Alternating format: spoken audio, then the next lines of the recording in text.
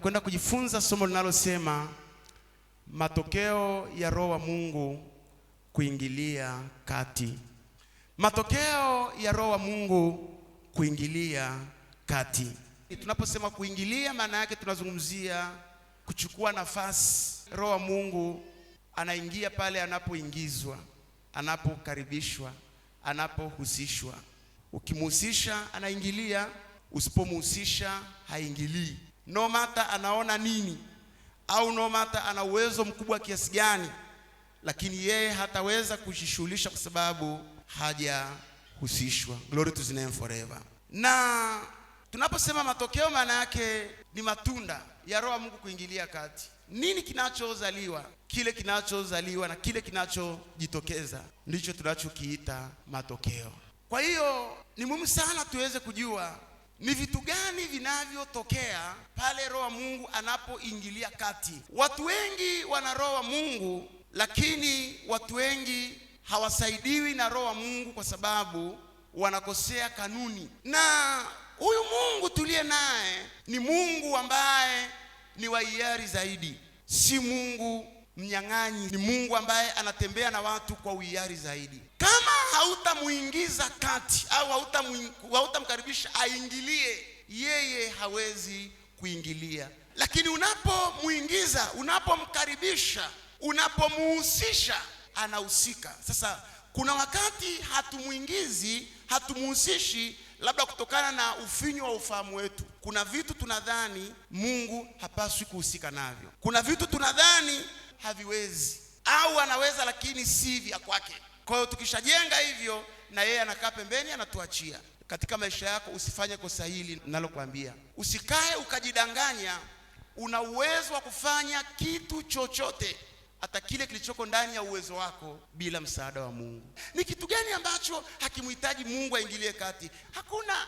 Kiwe kidogo, kiwe kikoje, hata kiwe unakijua, unakifahamu, kiko ndani ya uwezo wako, lakini hakuna kitu ambacho hakimhitaji Mungu. Ndio maana hata huwa tunapopika chakula tunamshukuru Mungu ndio tule. Hivi unafahamu kwa sababu gani tunamshukuru Mungu ndio tule? Maana yake hata kula kile chakula hatuwezi bila msaada wa nani? Wa Mungu. Unafikiri kwa nini unaomba unaposafiri? Je, ni hauna miguu? Je, huwezi kutembea? Je, hauna nauli? No, nauli unao, miguu unayo. Nini maana yake? Maana yake ni kwamba huwezi hata kusafiri bila msaada wa Bwana. Sasa matokeo ya Roho wa Mungu kuingilia kati. Roho wa Mungu anapoingilia kati katika maisha ya mtu au katika mambo fulani fulani, huwa yale mambo hayawezi kubaki jinsi yalivyo. Lazima kuna vitu lazima vionekane. Hawezi kuingilia kati jambo likabaki kwa ile sura ya mwanzo kabla yeye hajaingilia kati. Lazima anapoingilia kati ionekane, kuna vitu vitatokea, itaonekana kwamba hakika huyu mtu sasa si yeye, si uwezo wake, si nguvu zake. Kwa sababu gani? Kuna vitu vinatokea. Haviwezi kutokea hivi hivi, ni mpaka Roho wa Mungu ameingilia kati. Jambo la kwanza linalotokea Roho wa Mungu anapoingilia kati, tokeo la kwanza, kufaa kunaumbika. Kufaa kunaumbika. Kwa sababu vitu vyote visivyofaa vina uwezo wa kufaa kama Roho wa Mungu ataingilia kati. Haifai kabla Roho wa Mungu hajaingilia kati. Lakini nataka nikwambie, Roho wa Mungu akishaingilia kati, kufaa kunaumbika mara moja. Hii falsafa ya haifai ni inakuwa ni kabla Roho wa Mungu hajaingilia kati. Roho wa Mungu anapoingilia kati, anapochukua usukani, anapokaa kwenye stelingi kwenye eneo lolote la maisha ya mtu, ilo eneo, jambo la kwanza, kufaa kunaanza kuumbika. Sababu Roho wa Mungu ndani yake ana nguvu zote. Ana nguvu za uumbaji, ana nguvu za mageuzi, ana nguvu za mabadiliko, ana nguvu za kufinyanga. Basi kama haifai kabisa, ana uwezo wa kugeuza ikawa kitu kingine. Kwa hiyo tokeo la kwanza, kufaa kunaumbika. Watu wengi wamekata tamaa katika maisha yao pale wanapoona mambo fulani yamekuwa kopo katika maisha. Pale wanapoona mambo fulani yamekuwa virago katika maisha. Pale wanapoona mambo fulani yamekuwa hayana shepu katika maisha. Nataka nikwambie kwamba Roho wa Bwana leo yuko mahali hapa. Kila kisichofaa, iwe umekitupa kabatini, iwe umekitupa uvunguni, iwe umekitupa kwenye store fulani katika maisha, kitavuviwa neema ya kufaa katika jina la Yesu wa Nazareti. Kuna vitu vimekuwa havifai. Tunapoviangalia kibinadamu, tunakosa amani. Tunatafuta njia mbadala kwa sababu tunaona haifai. Nisikilize, huhitaji kusumbuka. Swala lako linahitaji Roho wa Mungu aingilie kati. Unaweza ukasema Mungu, je, anioni? Anakuona, lakini lazima akaribishwe rasmi kwenye hiyo styling katika ulimwengu wa kiroho. Aongoze, aendeshe, aingilie kati. Haleluya, wana wa Mungu. Amen. Na unajua Roho wa Mungu akiingilia kati, haleti ajali. Anajua namna ya kuendesha vizuri. Anajua namna ya kufikisha pwani salama. Amen. Anajua namna ya kufanya kila kitu kikakaa sawa. Amen. Lakini hiyo ni tokeo la Roho wa Mungu kuingilia kati. Kufaa kunaumbika. Kuna watu wengi katika maisha wana vitu vingi havifai tena. Kuna ndoa hazifai tena. Kuna biashara hazifai tena. Kuna watoto hawafai tena. Kuna kozi mtu fulani unasomea haifai tena. Kuna vitu vingi havifai tena. Wengine hata mmeambiwa baadhi ya viungo vyenu havifai tena. Amen. Roho wa Mungu anapoingilia kati, kutokufaa kunakuwa kufaa. Amen. Na unaweza ukasema kutafaaje? No. Anasema mambo ya siri ni ya Mungu wetu. Wewe usiulize itafaaje. Yeye ana nguvu za kukunja vitu vikatoka vizuri hata bila wewe kujua vinatoka tokaje. Haleluya. Amen. Huna sababu ya kujitupa. Huna sababu ya kupiga mbiu watu waje upige yowe watu waje. No. Watakukusanyikia, lakini my friend hawatakuwa na la kukusaidia. Piga mbiu mbingu zishuke leo. Hebu angalia kitabu cha Ezekiel 37 mstari ule wa 2. Akanipitisha karibu nayo. Hii ilikuwa ni ile mifupa. Maandiko yanasema kwamba mifupa ilikuwepo imejaa. Ni mifupa mingi, mikavu, haifai. Mifupa haifai. Imechakaa, imekauka. Haina sura, haina shape, haina hata ubichi. Ni mikavu sana, kau. Mstari wa 2. Akanipitisha karibu nayo pande zote. Na tazama, palikuwa na mifupa mingi katika ule uwanda, nayo tazama ilikuwa mikavu sana. Akaniambia, mwanadamu, je, mifupa hii yaweza kuishi? Nami nikamjibu, Bwana Mungu, wajua wewe. Akaniambia tena, toa unabii juu ya mifupa hii, uiambie yenye mifupa mikavu lisikie neno la Bwana. Sasa sikiliza kwa lugha ya somo letu. Anapoambiwa kwamba toa unabii juu ya mifupa hii, maana yake ni sawa na kuambiwa kwamba mkaribishe Roho wa Mungu aingilie hapo. Amen. Sasa nisikilize, kibinadamu ilikuwa ni mikavu sana. Anamwambia Mungu, akili yangu imegota. Anamwambia hapa utajua. Kama mwanadamu sioni namna, sioni kama itawezekana tena. Naona kitabu kimeshafungwa. Ninaona ukurasa umeshafungwa. Bwana anamwambia toa unabii. Lugha ya somo letu, mkaribishe Roho wa Bwana. Mkaribishe Roho wa Bwana kwenye mifupa mikavu. Ni watu wangapi leo wanapataga akili ya kumkaribisha Roho ya Bwana kwenye mifupa mikavu? Watu wengi hawawezi kumkaribisha Roho wa Bwana. Na kwa sababu gani? Wengi wanadanganywa na akili zao. Sikiliza, yawezekana haifai kwa wanadamu, lakini kwa Mungu inawezekana ikafaa. Inawezekana kibinadamu imekauka, lakini kwa Mungu haijakauka bado. Kuna kitu tu Mungu atafanya, uzima utatokea. Kuna kitu tu. Hivi unajua maana ya kuitwa Mungu? Maana yake lazima awe zaidi ya mwanadamu. Lakini ili aitwe Mungu, maana yake ni kwamba mimi nishindwe, yeye aweze. Kwa hiyo ili kuonyesha kwamba yeye ni Mungu aliye hai, akili ya Ezekieli inamwambia Bwana, macho yangu hayakonekti, uwezo wangu haukonekti, utajua wewe. Alikuwa na imani na Mungu aliye hai. Alafu Mungu anamwambia mkaribishe Roho wangu aingilie kati. Mkaribishe huyo Roho aingilie kati. Ni kweli haifai, imekauka, lakini mkaribishe Roho wangu aingilie. Toa unabii. Watu wengi wanatoa unabii leo kwa vitu wanavyoviona vinawezekana, lakini watu wengi hawana ujasiri wa kutoa unabii kwa vitu ambavyo wanaviona haviwezekani. Sikiliza, ninaposema kutoa unabii sio ule unabii tunaojua sisi. No.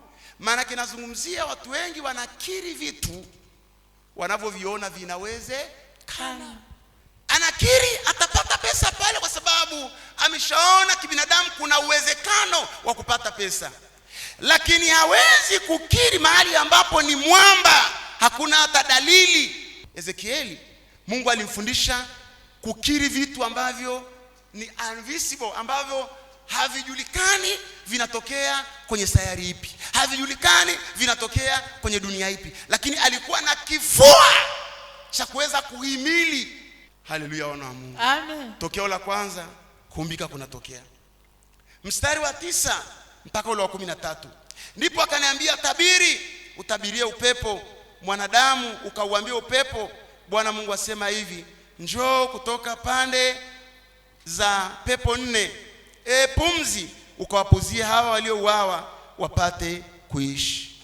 Basi nikatabiri kama alivyoniamuru, pumzi ikawaingia, wakaishi, wakasimama kwa miguu yao, jeshi kubwa mno.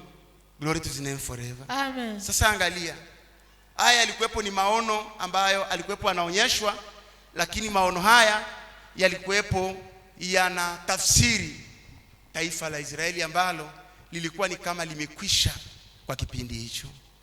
Na alikuwepo akiangalia, haoni tena kama kuna uwezekano wa wale watu kuwa mkao. Tunapojifunza Roho Mtakatifu, upepo ni mojawapo ya ishara ya Roho Mtakatifu. Biblia inapozungumza upepo, inazungumza maji, inazungumza moto. Hizo zote zina tafsiri sehemu mbalimbali, ingawa zinaweza kuwepo na maana nyingine, lakini pia zina tafsiri kwamba ni Roho Mtakatifu. Kuna mahali anaweza kuwa kama hua, mahali pengine anaweza kuwepo kama maji, pengine kama moto, lakini hapa alifunuliwa kama upepo. Sasa akawa anaonyeshwa namna ambavyo ile mifupa ilikuwa imekauka, lakini akaonyeshwa upepo ulipoingia, wale watu waliumbwa tena kwa upya. Tokeo la kwanza, kufaa kunaumbika.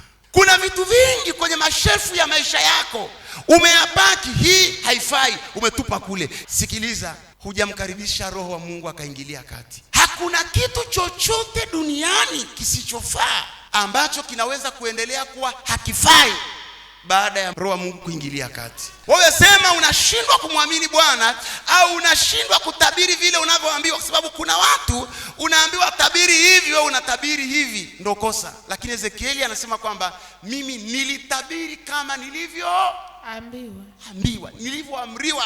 Bwana anakuamuru useme naona, wewe unasema sioni. Unatabiri tofauti na unavyoamriwa na Bwana. Bwana anakuamuru useme imekuwa, wewe unasema haijawa. Unashindwa kutabiri vile Mungu anavyokuambia. Ezekieli anasema nikatabiri vile alivyoniambia. Ili sisi tuwe tumeokoka kweli na tuwe na Mungu kweli ambaye ni tofauti na Mungu mwingine, lazima tuwe ni watu wa tofauti. Haiwezekani mwabudu miungu aseme haifai na wewe useme haifai. No, lazima akisema haifai wewe useme kwa Mungu wangu, Roho wa Mungu akiingilia kati, mbona itafaa? Mbona itafaa? Mifupa ilikuwa mikavu kabla Roho wa Mungu ajaingilia kati, lakini upepo ulipokuja ilifaa. Biashara unaoanza kuifunga ikiingiliwa kati itafaa. Haleluya. Huyo mume unaweza kumwacha, huyo mke unaweza kumwacha, lakini nataka nikwambie Roho akiingilia kati atafaa. Amen. Huyu mtoto hafai, lakini Roho akiingilia kati, tokeo la kwanza, kufaa kunaumbika. Hafai hata kusoma, hafai hata hivi na vile, hafai. Ana ufahamu mzito, haufai. Lakini nataka nikwambie kwamba hafai wakati bado ni kibinadamu, lakini Roho akiingilia kati, kufaa kunaumbika. Sema Bwana wajua wewe. Maana yake ni kwamba Bwana kwako inaweza kufaa. Natangaza kama mtumishi wa Bwana, kufae kukaumbike katika jina la Yesu wa Nazareti aliye hai. Amen. Kufae kukaumbike kwenye damu yako, kufae kukaumbike kwenye viungo vya mwili wako, kufaa kukaumbike kwenye afya yako, kufaa kukaumbike kwenye familia yako, kufaa kukaumbike kila mahali kwenye utumishi wako, kufaa kukaumbike na kutaumbika kwa sababu Mungu yupo. Amen. Haleluya. Amen. Amen. Hebu Mungu aende akaingilie katika jina la Yesu. Amen. Tunaposoma Biblia tunaona maeneo mengi ambayo mambo yalikuwepo hayafai, lakini baada ya kuingiliwa na Mungu mwenyewe mambo yale yalifaa, ili kuonyesha ya kwamba hata yale yasiyowezekanika kwa wanadamu bado kwa Mungu yanawezekana yakafanyika. Tokeo la pili na la mwisho, maongezeko yanatokea. Popote pale Roho wa Mungu akiingilia kati, lazima maongezeko yatokee. Sababu gani? Roho wa Mungu ndani yake kuna ule uwezo wa kuzalisha, kuna ule uwezo wa kutengeneza zaidi ya tunavyofikiri, lakini mpaka aingilie kati. Tokeo la pili ya Roho wa Mungu kuingilia kati. Tokeo la pili, maongezeko hutokea. Hebu angalia kile kitabu cha Yohana sura ile ya 6. Basi Yesu alipoinua macho yake akaona mkutano mkuu wanakuja kwake, alimwambia Filipo, tununue wapi mikate ili hawa wapate kula? Na hilo alinena ili kumjaribu, kwa maana alijua mwenyewe atakalo litenda. Filipo akamjibu, mikate ya dinari 200 haiwatoshi kila mmoja apate kidogo tu.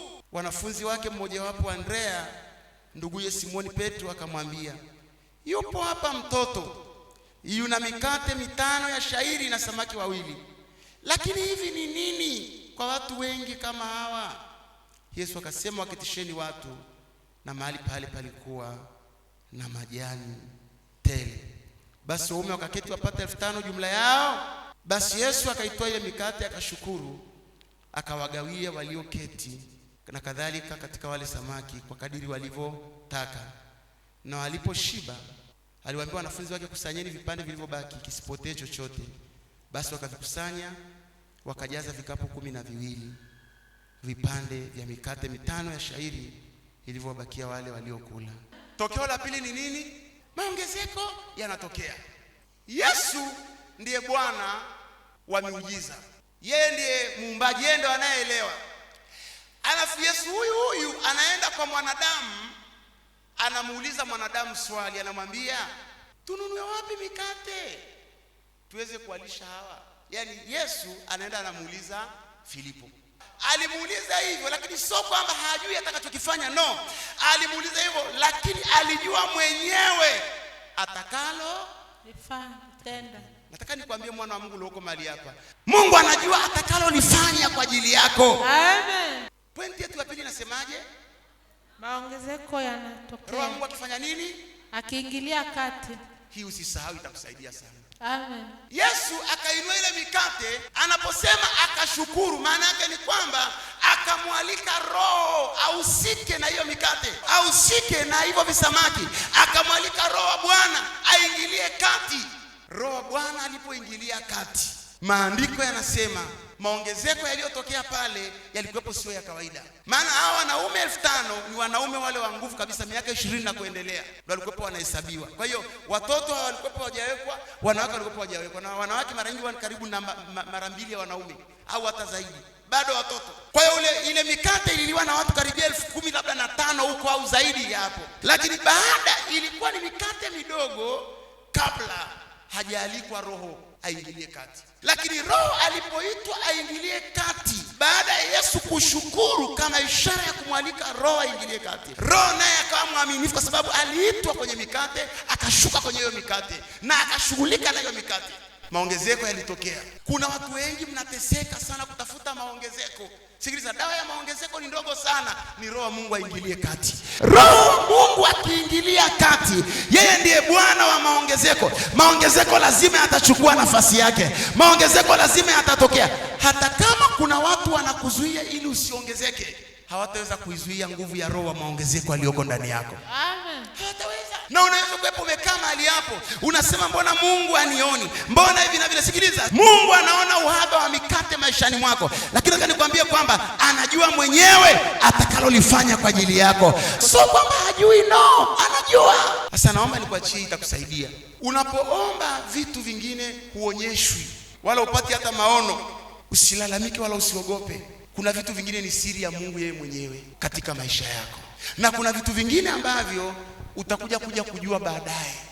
Amen. Kuna vitu vingine ambavyo huwezi kujua kwa wakati huu. Kwa hiyo wakati ule Filipo ilikuwa inamsumbua Filipo kwamba hawa watu watakula, lakini ilikuwepo ni siri ya Kristo ndani yake. Alijua atakalo lifanya. Niko hapa nikwambie kwamba Popote pale ulipo, Mungu anajua atakalolifanya. Amen. Wewe haujui, mwanadamu hajui, lakini Bwana anajua atakalolifanya kwa ajili yako. Amen. Na kufanya ni lazima atafanya, na atakapofanya litamletea utukufu, kwa sababu yeye ni Mungu ambaye anajibu kwa wakati, ni Mungu asiyekosea, ni Mungu wa nyakati na majira, ni Mungu ambaye ana mlango, ni Mungu asiyefunga mlango hata mwisho. Ujapochelewa kibinadamu, lakini bado mlango utafunguka. Ujapochelewa kibinadamu, lakini bado utamuona Bwana. Unapochelewa kibinadamu, lakini bado utaimba utukufu wa Bwana, maana Bwana amesevu ukombozi wako, amesevu ushindi wako, amesevu neema kwa ajili yako, amesevu mlango kwa ajili yako. Haleluya! Bila shaka atafungua mlango, maana anajua mwenyewe atakalolifanya kwa ajili ya afya yako, kwa ajili ya ndoa yako, kwa ajili ya utumishi wako, kwa ajili ya kila hatua inayoyumba. Anajua mwenyewe atakalolifanya. Wacha wanadamu wasiojua waongee, lakini wewe endelea kuchumilia na Mungu wako. Mwambie Bwana, ninajua unajua utakalolifanya. Mwisho utakuwa ni utukufu, mwisho utakuwa ni heshima, mwisho utakuwa ni kukuona wewe. Haleluya! Bwana anaweza kuingilia kati.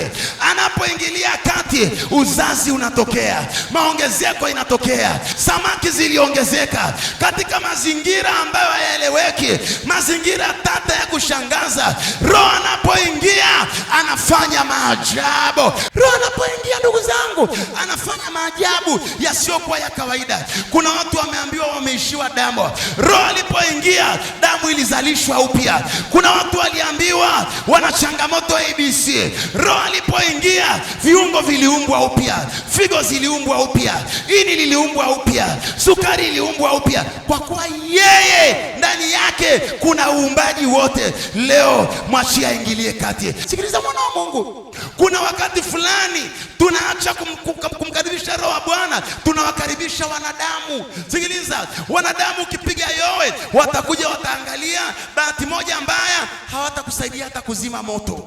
Wataangalia, wakishaangalia wanaondoka, wanasema amekwisha. Ndio watakachokisema. Unapiga yowe, watakuja kweli, sio kwamba watakuja, lakini wakishakuja wanasema amekwisha. Kweli baba, hawatakusaidia. Ninafuka fika mahali fulani, ukapiga yowe, ukamwambia Bwana, nakataa kufa na virusi, nakataa kufa na presha ya madeni, nakataa kufa kwa mkono wa watesi wangu. Haleluya! amen. Bwana akishuka, yeye hatasema umekwisha. Yeye atakwambia nyanyuka uende, hatakwambia simama uende, hatakwambia imekwisha.